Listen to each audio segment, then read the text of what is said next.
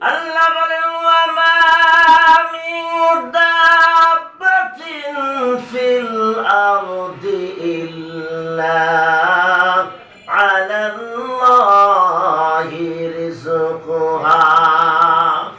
জমিনের ভিতরে স্থল প্রাণী, আকাশ উড়ন্ত পাখি, সমুদ্রের মাছ থেকে শুরু করে 18,000 কম বেশ মাখলুক আমার আল্লাহ সৃষ্টি করেছেন।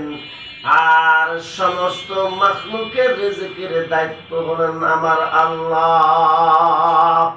জমিন যদি পুরিয়া তামা হয়ে যায়, আসমান যদি কৃপণতা করে বৃষ্টি বন্ধ করে দেয়, তারপর মনে রাখবা রব্বুল আলামিন তোমাকে বানাইছে, তার রিজিকের ফয়সালা তিনি করে দিবেন।